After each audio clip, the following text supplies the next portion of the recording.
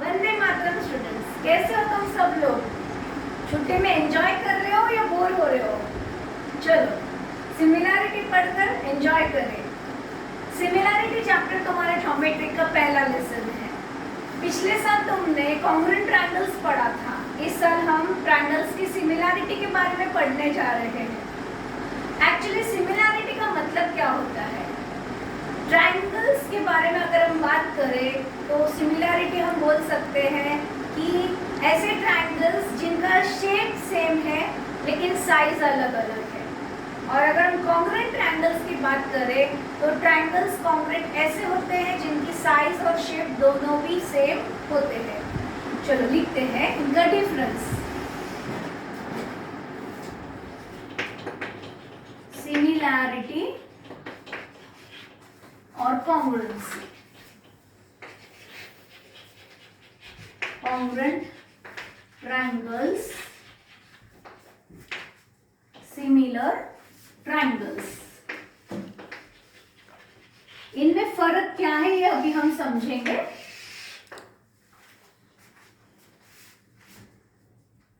Similar triangles have same shape but size may vary। Size इसकी कम ज्यादा हो सकती है लेकिन शेप हमेशा एक जैसा ही रहेगा। Similar triangles have same shape but size में वैरी मतलब चेंज हो सकती है। अगर हम कॉन्ग्रुएंट ट्रायंगल्स की बात करें तो congruent triangles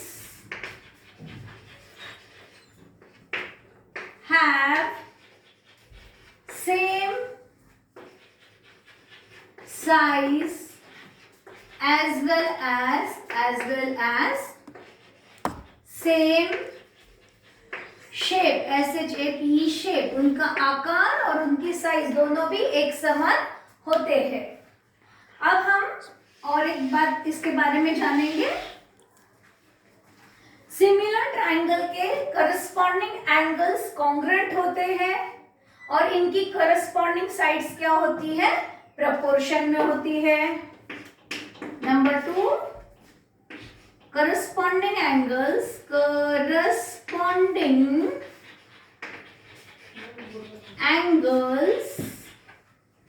of similar triangles are congruent। congruent मतलब इक्वल मेजर में। and sides are in proportion। sides कैसी होती है? proportion में होती है। proportion। इसके बारे में डिटेल में हम और आगे जानेंगे। कॉन्ग्रुएंट ट्रायंगल्स के एंगल्स भी कॉन्ग्रुएंट होते हैं और साइड्स भी कॉन्ग्रुएंट होती हैं। Angles as well as sides are congruent.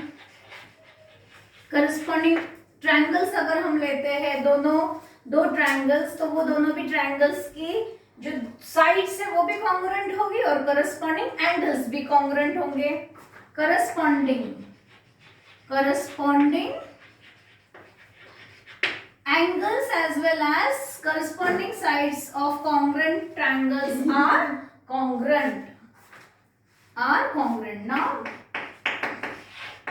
Number 3 हम जानते हैं। इसके एग्जाम्पल देख लो। एग्जाम्पल इसके ये होंगे, जितने भी सर्कल्स हैं, किसी भी रेडियाई के सर्कल हो, 2 सेंटीमीटर रेडियाई हो, 3 सेंटीमीटर हो, 5 सेंटीमीटर हो, किसी भी रेडियस के अलग अलग जब तुम सर्कल लेंगे वो सारे सर्कल जो है वो सिमिलर कहलाएंगे। स्क्वायर्स जो है वो भी सिमिलर फिगर कहलाएगी। इक्विलैटरल ट्रायंगल भी सिमिलर फिगर कहलाएगी। इक्विलैटरल ट्रायंगल जो होते हैं वो भी सिमिलर होते हैं एक्सेट्रा। लेकिन कॉन्ग्रुएंट ट्रायंगल्स मतलब ऐसे ट्रायंगल्स जो बिल्कुल एक जैसे हैं, ऐसे ट्रायंगल्स को हम कॉन्ग्रुएंट ट्रायंगल्स कहते हैं। पॉज पॉज कर नोट डाउन कर लीजिए।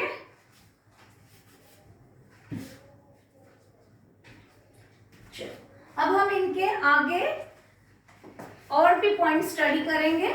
हम लोग इनकी टेस्ट के बारे में जानते हैं। सिमिलैरिटी के लिए कौन सी टेस्ट होती है जिससे हम प्रूव कर सकते हैं दो ट्रायंगल सिमिलर है, और कॉन्ग्रुएंसी के लिए कौन सी टेस्ट होती है जिसके लिए हम प्रूव कर सकते हैं कि दो ट्रायंगल्स कॉन्ग्रुएंट है।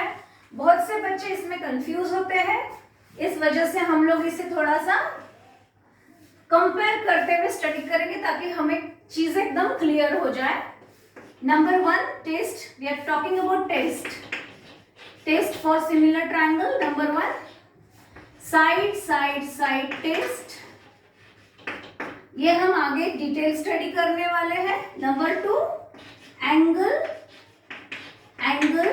एंगल टेस्ट, जिसे हम शॉर्ट में एंगल टेस्ट भी कहते हैं, और ज्यादा करके हम एंगल टेस्ट ही कहकर उसे इस्तेमाल करते हैं। तीसरा है साइड एंगल साइड टेस्ट, ये भी हम आगे डिटेल में स्टडी करने वाले हैं। कॉन्ग्रुएंट ट्रायंगल्स के टेस्ट के बारे में तुम ऑलरेडी जानते हो क्योंकि तुम लास्ट ईयर वो पढ़ चुके हो। पहली है साइड साइड साइड टेस्ट, दूसरी है साइड एंगल साइड टेस्ट, तीसरी टेस्ट है एंगल साइड टेस्ट, जिसे हम साइड एंगल भी कह सकते हैं। एंगल साइड बोलो चाहे साइड एंगल बोलो, बात एक ही है। एंगल साइड एंगल टेस्ट, और इसके आगे नंबर 5 जो कि है हाइपोटेनियस साइड टेस्ट। इन सब के साथ आप लोग फेमिलियर हो, लास्ट ईयर पढ़ चुके हो। Side test for two triangles to be congruent, side angle side test, angle side, you can call it as side angle also, angle side angle test and hypotenuse side test. इन 5 test की मदद से हम दो triangles को congruent बता सकते हैं। ये तुम्हें पता होना बहुत जरूरी है, बहुत से क्वेश्चंस में इसका हमें इस्तेमाल करना पड़ता है। सिमिलर ट्रायंगल्स के लिए सिर्फ और सिर्फ ये 3 टेस्ट है, इसके अलावा और कोई टेस्ट नहीं है। ध्यान रखना है तुम लोगों को, कंफ्यूज नहीं होना है बिल्कुल ना। अब हम आगे बढ़ते हैं। तुम काफी कुछ जान चुके हो सिमिलर ट्रायंगल्स और कॉन्ग्रुएंट ट्रायंगल्स के बारे में। अब हम आगे बढ़ते हैं। अच्छा, तो ये भी जान ले सिमिलैरिटी एग्जैक्टली किस लिए पढ़ना है। सिमिलर ट्रायंगल्स के बारे में पढ़ रहे हैं तो जरूरत क्या है, इसका एक कारण ये भी है क्योंकि हम जब भी कोई चीज का मॉडल बनाते हैं तो वो स्मॉल स्केल पे बनाते हैं, उसके बाद हम उसे लार्ज स्केल पे बनाने की कोशिश करते हैं, क्योंकि जब हम स्मॉल स्केल पे कामयाब होते हैं उसी सेम चीज को हम लोग जो है वो लार्ज स्केल पे बना सकते हैं। जैसे कि फॉर एग्जांपल तुम लोग जानते हो कि आर्किटेक्ट्स क्या करते हैं, आर्किटेक्ट स्मॉल मॉडल बनाते हैं, फिर उसको देखकर बड़े मॉडल्स मतलब बड़ी बिल्डिंग्स बनाई जाती है। इस तरह से सिमिलैरिटी जो है वो इस्तेमाल होती है ना। हम आगे बढ़ते हुए कुछ प्रॉपर्टी स्टडी करने जा रहे हैं ट्रायंगल्स की, जो रेशियो से रिलेटेड है उनके एरिया के। पहला है area of ratio of areas of two triangles is equal to the ratio of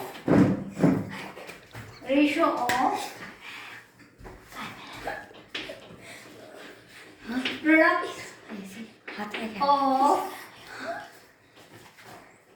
their bases and corresponding heights। जब हम इसे पहली बार रीड करते पे हमें ये डिफिकल्ट लगता है, लेकिन जैसे हम इसके साथ थोड़ा फेमिलियर हो जाते हैं हमें ये आसान लगने लगेगा। देखिए अब हम इसको लिखेंगे कैसे। सपोज करो हम दो ट्रायंगल्स ले रहे हैं, यहाँ पे मैं छोटे से दो ट्रायंगल तुम लोगों के लिए ड्रॉ करके दिखाती हूँ ताकि तुम्हें इसे आसानी हो जाए समझने के लिए।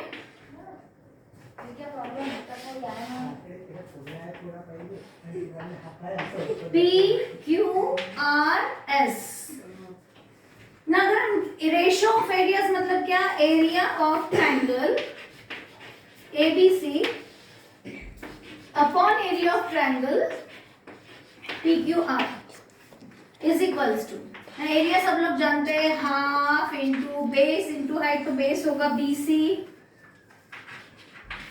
इंटू हाइट, हाइट होगी AD।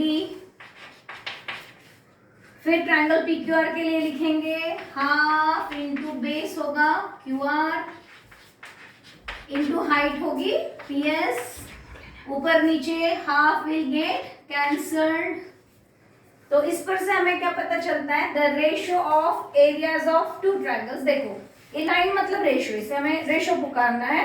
तो the ratio of areas of two triangles is equal to फिर से ये लाइन आ गई, मतलब ratio is equal to the ratio of product of their bases and corresponding heights. Corresponding मतलब अगर ये बेस लिया तो इससे रिलेटेड हाइट लेना है, अगर ये बेस लेते हैं तो इससे रिलेटेड हाइट लेना है, उसे हम बोलते हैं करस्पॉन्डिंग हाइट्स। तो मेरे ख्याल से तुम्हें ये पहली जो प्रॉपर्टी है वो अच्छे से समझ में आ चुकी होगी कि area, the ratio of areas of two triangles, the ratio of areas of two triangles, ये लाइन मतलब क्या, ratio, the ratio of areas of two triangles is equal to the ratio of product of their bases and corresponding heights. I think first property is clear to everybody. Now suppose करो इसमें ऐसा हो जाता है कि Heights अगर same हो जाती है, ट्रायंगल्स की जो हाइट है वो सेम हो जाती है, तो उस केस में क्या होने वाला है, उस केस में होने ये वाला है कि हाइट्स जो है वो कैंसिल हो जाएंगे और एरियाज जो है वो प्रोपोर्शनल टू करस्पॉन्डिंग बेसिस हो जाएंगे। उनके जो एरियाज है वो प्रोपोर्शनल टू करस्पॉन्डिंग बेसिस हो जाएंगे। तो हम लोग अभी सेकंड प्रॉपर्टी स्टडी करते हैं जिसमें हाइट्स हम इक्वल बताएंगे। सेकंड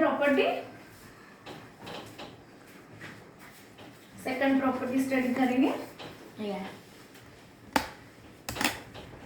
यहाँ पे हमारे जो ट्रायंगल्स हम लेने वाले हैं, इन ट्रायंगल्स की जो हाइट है वो इक्वल है, इसे हम h से डिनोट कर लेते हैं। दोनों भी ट्रायंगल्स की जो हाइट है वो हम h से डिनोट करेंगे क्योंकि वो इक्वल है।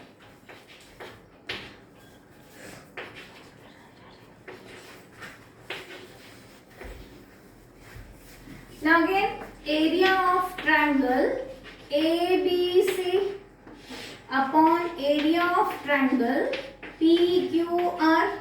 पहली प्रॉपर्टी में हम जान चुके हैं कि हाफ हाफ कैंसिल होके हमारा जो आंसर आता है वो equal to the ratio of the product of their bases and corresponding height होता है। तो यहाँ पे भी हम ऐसे ही करने वाले हैं। हम लोग लिख लेंगे यहाँ पे बेस होगा BC इंटू हाइट होगी तुम्हारी AD, जिसे हम H से डिनोट कर रहे हैं क्योंकि वो इक्वल है तो हम उसे H से डिनोट कर रहे हैं। यहाँ पे बेस है तुम्हारा QR और हाइट जो है वो होगी H, यानी PS और AD जो है वो इक्वल है जिसे हमने H से डिनोट किया है। क्योंकि वो इक्वल है तो वो कैंसिल हो जाएंगे। फिर बचा क्या, बचा सिर्फ बेसिस बचे हैं BC अपॉन QR। तो यहाँ पे स्टेटमेंट कुछ इस तरह से बनेगी, areas the ratio of triangles, the ratio of areas of triangles with equal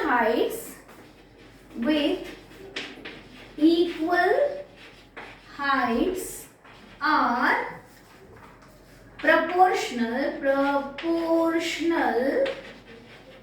to their corresponding bases. Heights cancel होके क्या बचने वाला, बेस बचने वाला है. Areas with equal triangles are areas of the triangles with equal heights are proportional to their corresponding bases. Areas of triangles with equal heights are proportional to their corresponding bases. Clear?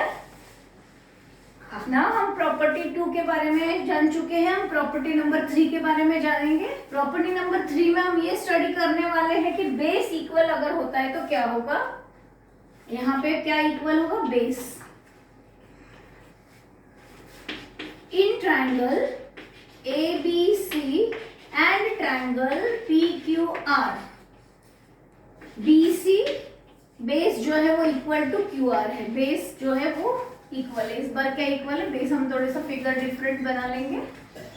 Base equal बनाने की कोशिश करेंगे इसमें. Okay,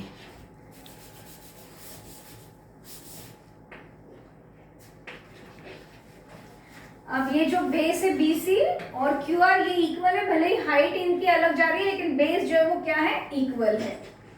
now ऐसे case में area of triangle ABC upon area of triangle PQR is equals to क्या होगा. Of course जैसे पहले इसमें हमने देखा था base into height, base into height, half half तो कैंसिल हो ही जाता है. तो इस दौरान भी हम ऐसे ही लिखेंगे. बेस क्या है BC इंटू हाइट क्या है AD, फिर से बेस क्या है QR और हाइट है PS. लेकिन BC इक्वल टू QR होने की वजह से ये कैंसिल हो जाएगा. इसी का मतलब अब जो स्टेटमेंट बनेगी, area of triangles with equal heights are proportional to their corresponding, it is equal bases. Areas of the triangles with equal bases are proportional to their corresponding heights. ये वो स्टेटमेंट होगी. Statement number 3, areas of triangles with equal, यहाँ पे base equal है तो equal basis. Areas of triangle with equal bases are proportional to their corresponding. अगर basis equal है तो प्रोपोर्शनल किसके साथ होगा, करस्पॉन्डिंग हाइट्स के साथ. टू देयर करस्पॉन्डिंग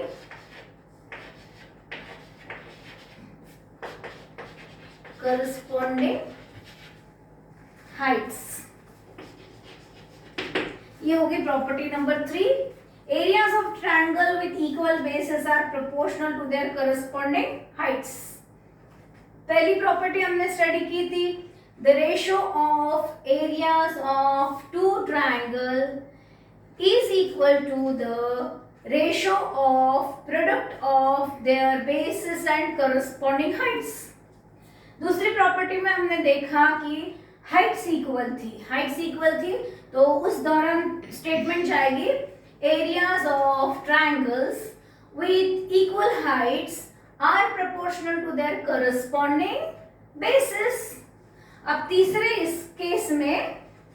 केस में हो ये रहा है कि बेसिस इक्वल है तो यहाँ पे स्टेटमेंट जाएगी, areas of triangles with equal bases are proportional to their corresponding heights. I think everybody is clear with this ना. हमने देखा अगर ट्रायंगल्स के अंदर अगर बेस और हाइट दोनों भी इक्वल नहीं है तो वो फर्स्ट प्रॉपर्टी जाएगी. अगर हाइट्स इक्वल है तो सेकंड वाली प्रॉपर्टी जाती है और अगर बेसिस इक्वल है तो हम थर्ड वाली प्रॉपर्टी उसमें अप्लाई करते हैं ना. अब हम और एक केस स्टडी करने वाले जिसमें दोनों भी इक्वल होंगे. हाइट और बेस ट्रायंगल के दोनों भी अगर इक्वल होते हैं तो उस दौरान क्या होता है वो अभी हम देखेंगे. चलो देखते हैं. ये मैंने ट्रायंगल ड्रॉ किया ABC, ये हाइट है उसकी AD. ये फिर से मैंने एक ट्रायंगल ड्रॉ किया जिसका नाम है PQR, इसकी हाइट है PS.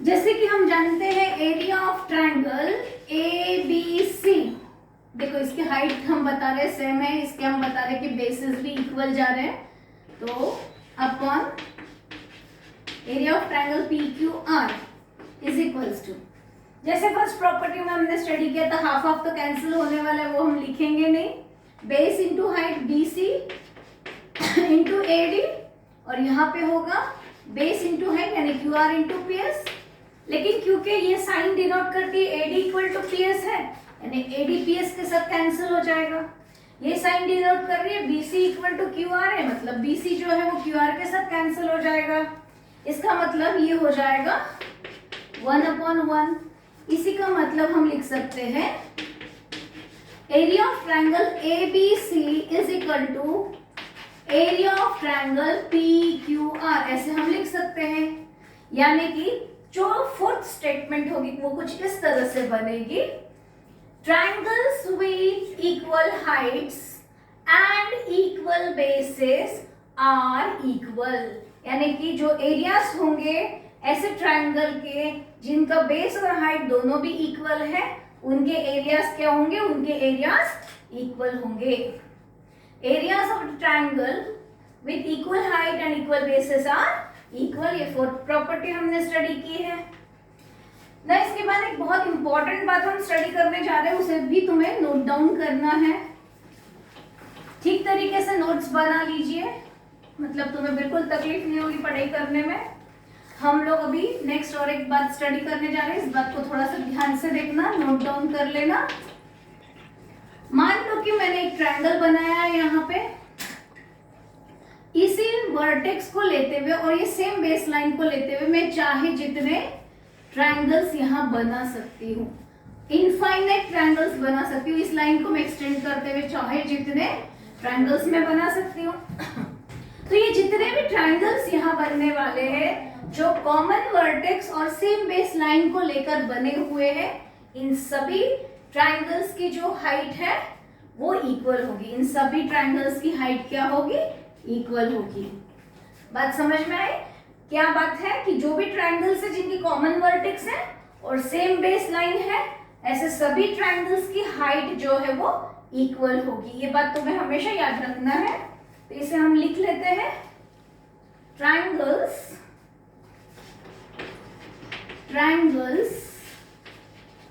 with common vertex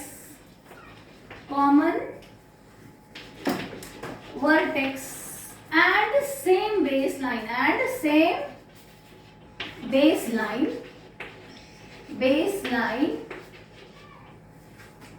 have equal heights। आई बात समझ में, इनकी हाइट्स क्या होगी, इक्वल होगी, यानी कि क्या, देखो मैं फिर से बता रही हूँ, मैंने एक ड्रॉ किया ट्रायंगल, ये कॉमन वर्टेक्स ए लेते हुए बीसी वाली बेस वाली लाइन लेते हुए इसे लाइन बुक कर रहे हैं, तो हम चाहे जितना एक्सटेंड कर सकते हैं इधर से, और हम चाहे जितने इसमें हम ट्रायंगल्स बना सकते हैं, इनफाइनाइट ट्रायंगल्स बना सकते हैं, और इन सभी ट्रायंगल्स की जो परपेंडिकुलर हाइट होगी वो हमेशा इक्वल होगी। इसका मतलब ही इन सब ट्रायंगल्स के अगर हम रेशियोज लेते हैं तो they will be proportional to their corresponding bases because their heights are equal। ना इस बात को नोट डाउन अगर तुमने किया है तो बहुत अच्छी बात है, हम आगे बढ़ते हैं। अब हम लोग एक्सरसाइज 1.1 की तरफ चलते हैं। Practice set 1.1।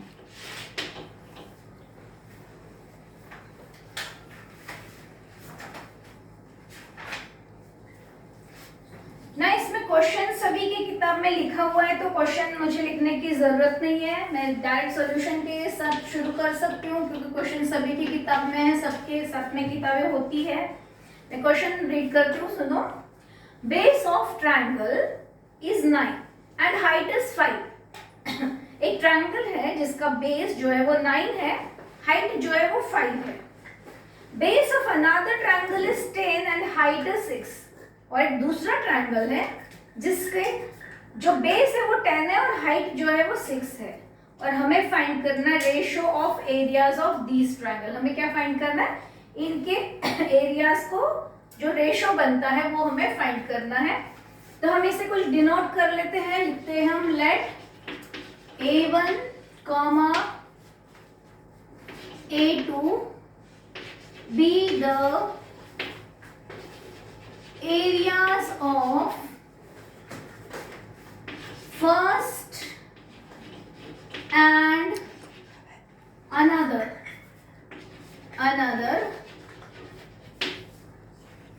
triangles respectively। इसके अलावा इनके बेस और हाइट को भी हम डिनोट कर लेते हैं, late B1 H1 be the base and height of first triangle respectively। Okay, इसके बाद हम डिनोट कर लेते हैं दूसरे ट्रायंगल के बेस और हाइट को, late B2 H2 be the base and height of another triangle।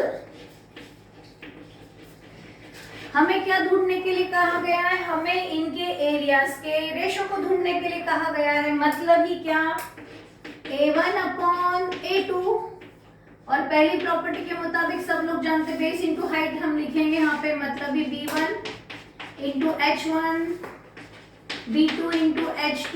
अब इनकी वैल्यूज को हम सब्स्टिट्यूट करेंगे। दिया है इन्होंने बेस पहले वाले का 9 इंटू हाइट दे रखी है 5 अपॉन B2 कितना दे रखा है, B2 दे रखा है इन्होंने 10 और हाइट दे रखी है H2 6। हाइट दे रखी है H2 6। कहाँ से मिला ये तुम्हें देखकर मिला ये फ्रॉम गिवन। तो हम ये रीजन लिखेंगे जो हमने लिखा है हमें कहाँ से मिला, ये जो है हमने गिवन से लिखा है, देखकर फ्रॉम गिवन हमने ये वैल्यू सब्स्टिट्यूट की है।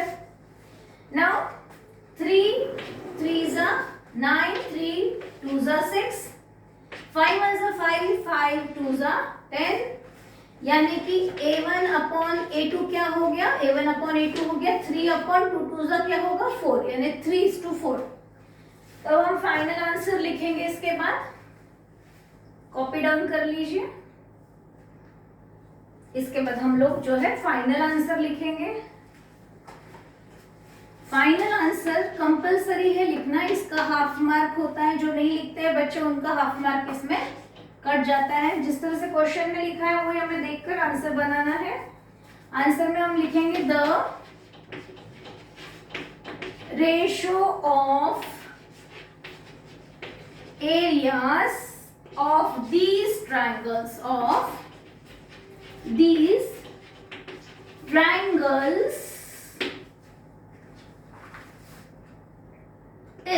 is how much, 3:4, is 3:4, and here the first problem is over.